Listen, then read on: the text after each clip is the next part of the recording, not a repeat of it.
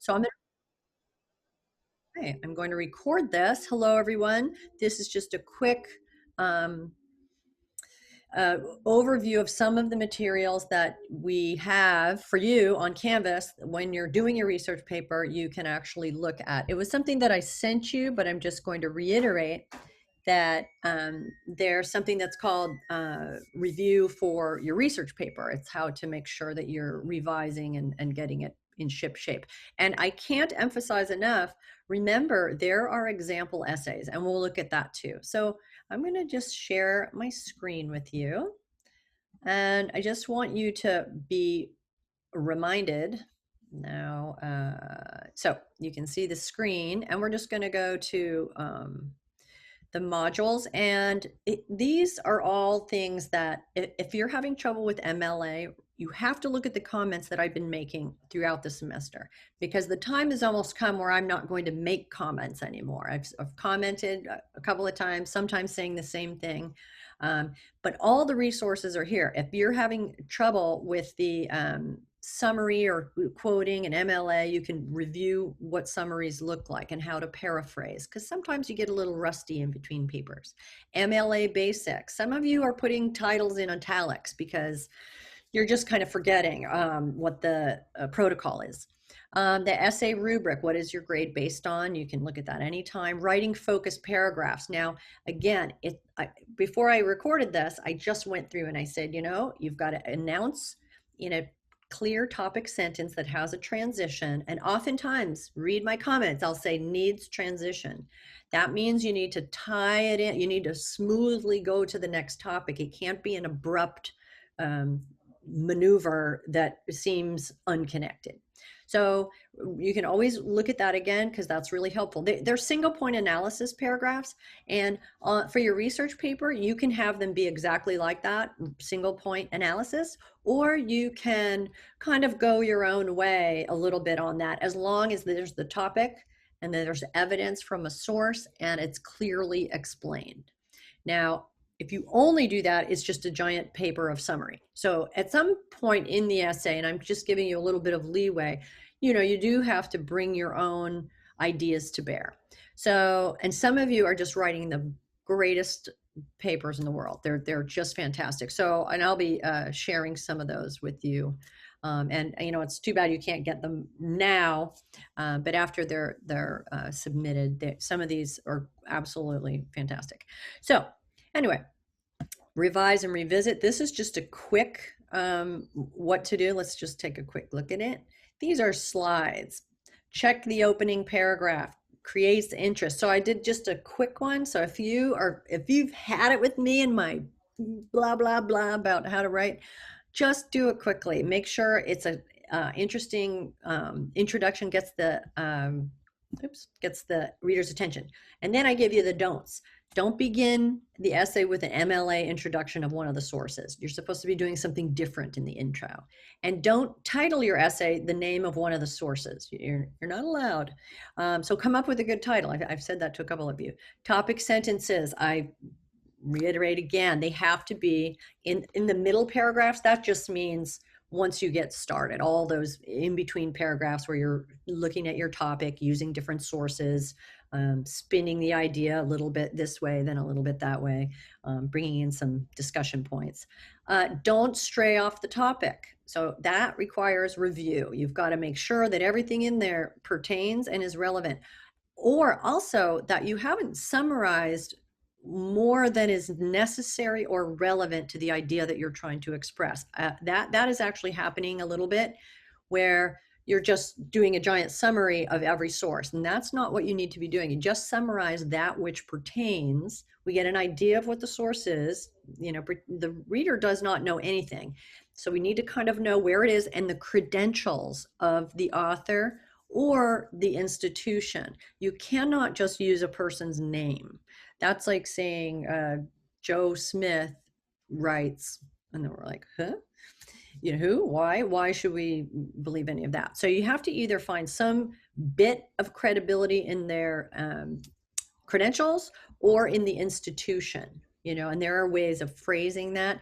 The other little thing about that is make sure that you don't include so many credentials that we lose track of what you're writing about, what the topic is. And that can happen if there's many authors.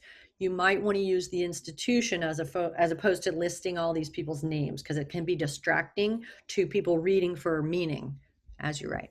Okay, transitions, can't tell you enough.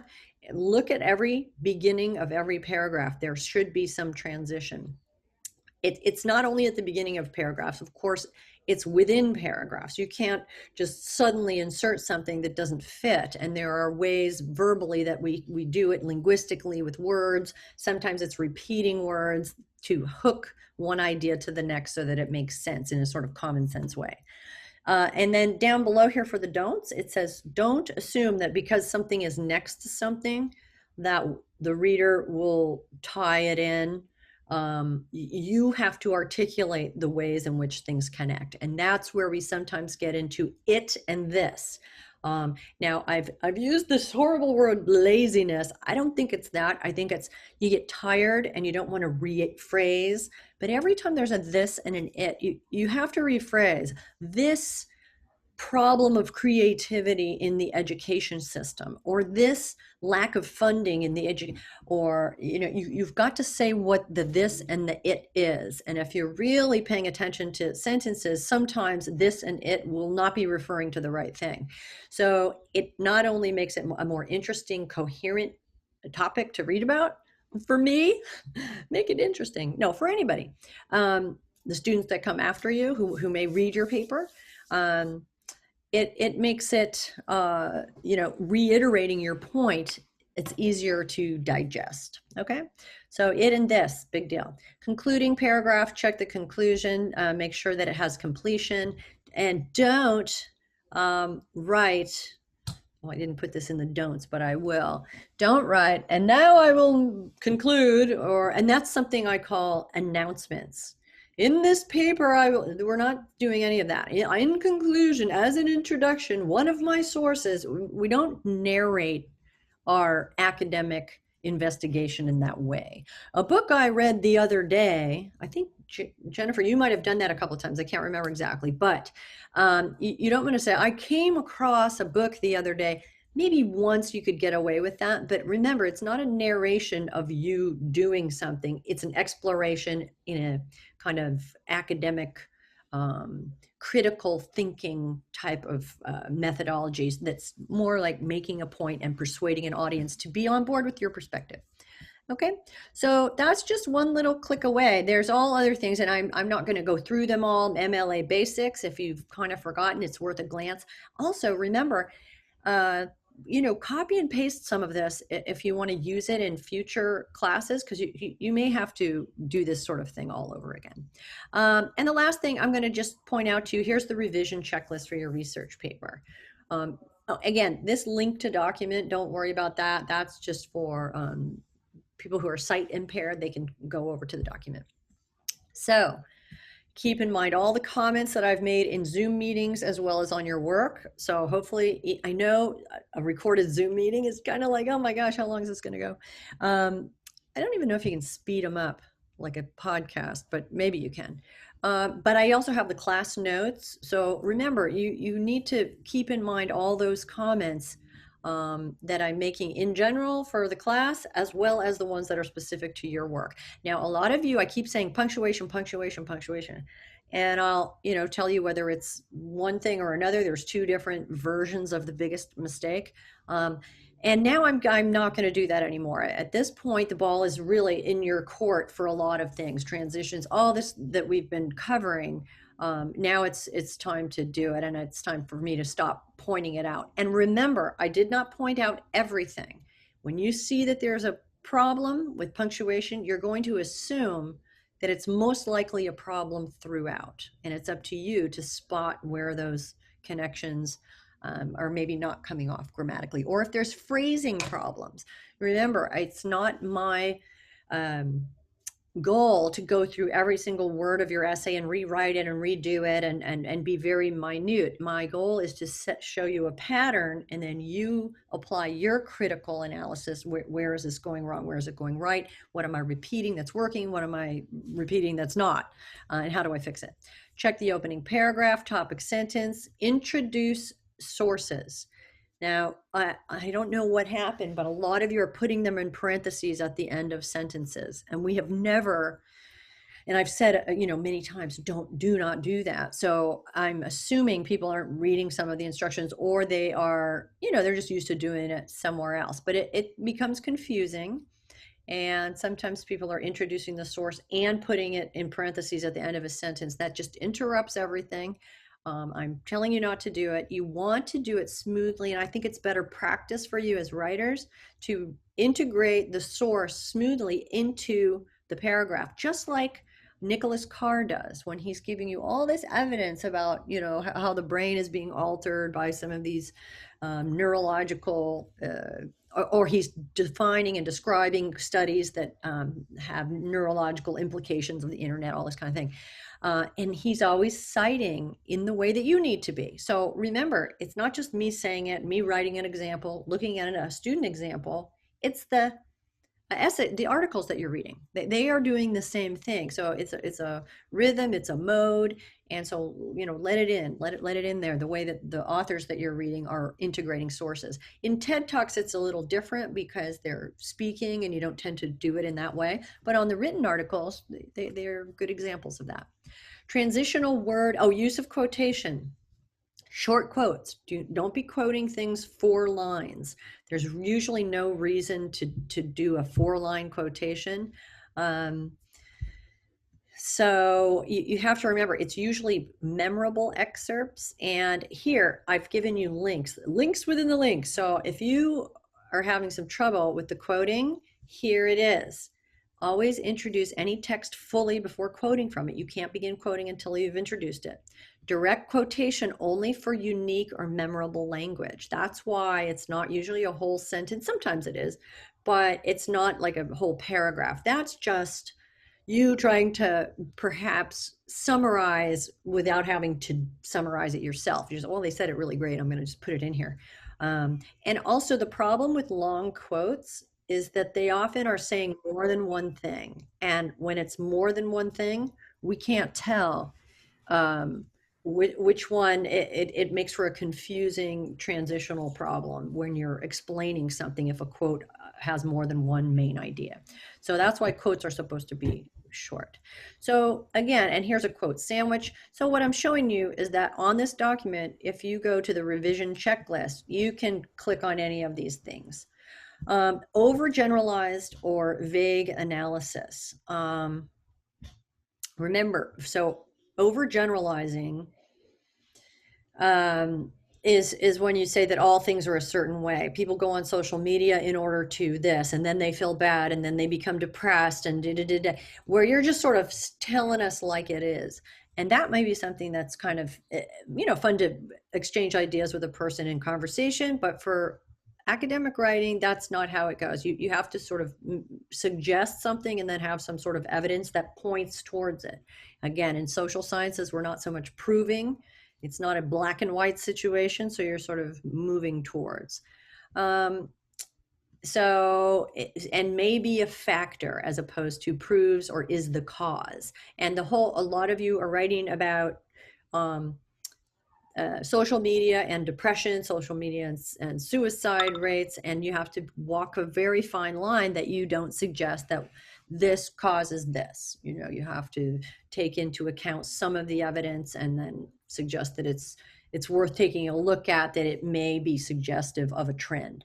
So that's a linguistic skill that you need to learn. So it's not a black and white situation. You're being persuasive. You're making a case.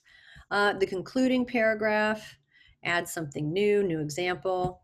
Check paragraphing. If you have a paragraph that is more than a page long, you may need to break it into 2 paragraphs. And if that's the case, I'm going to give you a license to, have a different kind of a transition. If you're still on the same point, you can just simply transition from the sentence that you are on, because paragraphs that are 2 pages long usually are a little too hard for the reader to kind of hang on to. So you break them at some point. Um, Concrete, specific examples. We've reviewed that a lot of times. Make sure you're getting that. We got organization. That organization, like what points you're going to make where, that's something that you can tamper with until the end. You can maybe decide to alter the order. And then here again, there's links there for you to go. And then this is, okay, so we have big rewrites, big revision, the ideas and the support and the evidence and transitions and, these things that really make a huge difference. And then we have editing, which is sort of at the sentence level. And if I have ever given you this little link, which is punctuation part 1, then there's part 2, it means you really need to address punctuation throughout the whole essay. If you're not joining sentences correctly, it makes it very confusing to read, and it diminishes the force of the points that you're making. So, and then I told you about fragments. So all of these editing suggestions are ones that if I've ever made them on your work, and again, you should be reading the comments, just assume that you're probably not just doing it the once. You do have to check all your work for that. Okay, so again, so we're just gonna go back to modules. It's the first module. And then one last thing that okay, so how to do works cited. We've got everything. If I said, how format of the works cited, what's going on there? Again, remember that there's example essays here, because sometimes you may be the kind of learner, when I'm talking or I'm showing you these documents, sometimes this happens to people when you start talking about grammar or punctuation, you sort of fade out. Maybe you need to look at an example. You need to read someone else's work just to hear the rhythm of the language, the organization, to see it in a different way. So you utilize different angles of learning so that you can figure out how to get this done. And so I'm going to direct you to this one, Sophia M. And she did a research paper on creativity in schools. So, and there's a title. So here you see she's introducing sources correctly. She's transitioning. While emphasizing the importance, she's scooping an idea from the previous, going to the next, and she's having articulate and interesting discussions about these topics, integrating the source material. So, and she's got her own sources. Here we go. And Scientific American, etc. So I'm just going to say at your own leisure that this is a good one to look at. This is a really articulate paper, etc. And like I said, some of you are writing these fantastic papers, and I'm going to have to save them for next semester as examples, but they look very good. Once you get the hang of smoothly integrating a source and having an idea, things shape up. Okay, so I'm going to stop sharing my screen. All right, so we have Tyler and Jennifer and Lizzie. Okay, so not many people. I'm going to cut this short, and then I think, Jennifer, you're going to send me a paragraph. Is that correct? Yeah. Okay. Lindsay, you can do it as well. Tyler, what about you? Do you want to send anything to me? You want to look at something? I just wanted to talk a little bit about some of the comments that you put onto my stuff the other day. Okay. So I kind of got into it a little bit, and I was going through, making my corrections, taking the suggestions, and writing a little bit more. But I got into some spots where I was Uncertain. Yeah, I was a little uncertain on exactly whether you wanted me to like get rid of some things or whether you wanted me to add on to them or adjust them or things like that. It was just in like one spot. I was a little stuck. Okay, so why don't I do this? Why don't I made it so that I'm gonna pull up your essay. It's on a Google Doc, is it? Right, it is. So Yeah, it's the same one. I've sent it. so if I go to the assignment, I'll be able to get, okay. So I'm gonna end the meeting, and I'll just Jennifer, you're gonna send me something. I'm gonna address that, and then Tyler, just stay on. I'm gonna end the recording is what I mean. Cool. Let me see here. Where do I go? Well, suddenly I don't know how to end. Oh, there we go. Okay, so everyone, again, I'm available today and tomorrow for the last minute questions. The more specific you are, the better it turns out. So send me an email with part of your essay if you'd like, and I can give you some feedback. Okay, so good luck, and Tyler, stay